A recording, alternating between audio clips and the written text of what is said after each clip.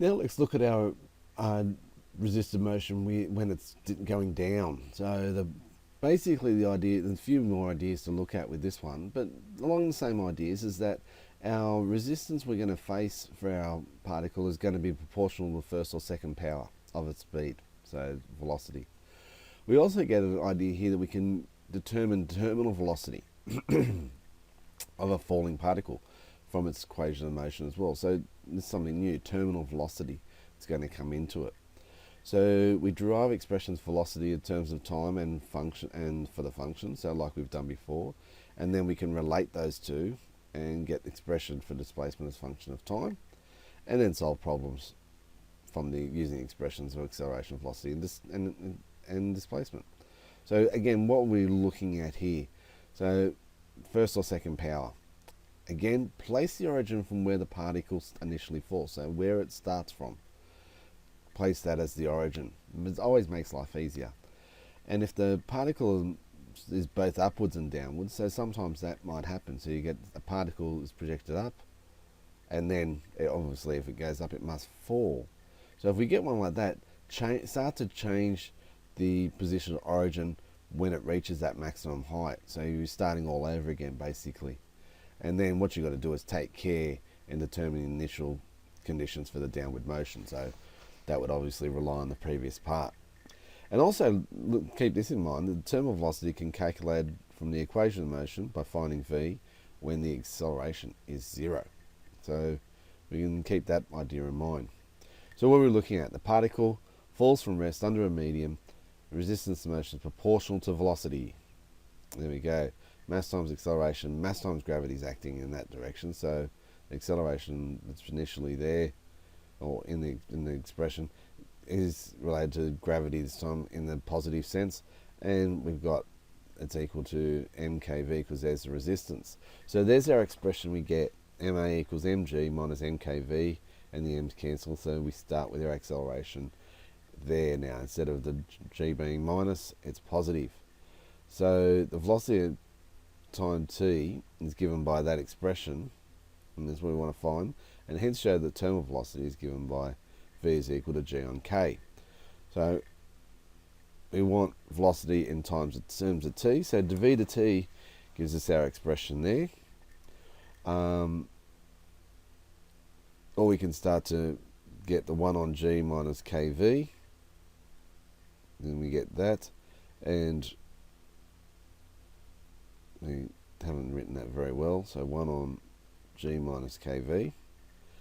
So when we integrate this one, well, this will give us a log function.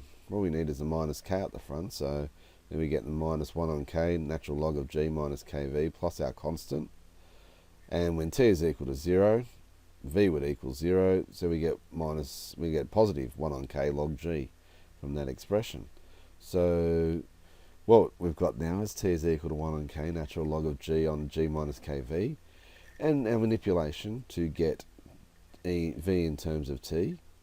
So multiply through by k, definition of logarithm, we get e to the kt, and then we're just working to get v by itself, which gives us g on k, 1 minus e to the minus kt. So there's our velocity and time.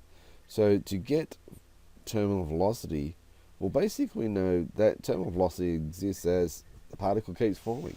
As the particle keeps falling, we get t approaching infinity. So t is going to get really large, and that means that e to the minus kt would approach 0, so we get g on k 1 minus 0, so terminal velocity would equal g over k. So that's where we can do it using that expression.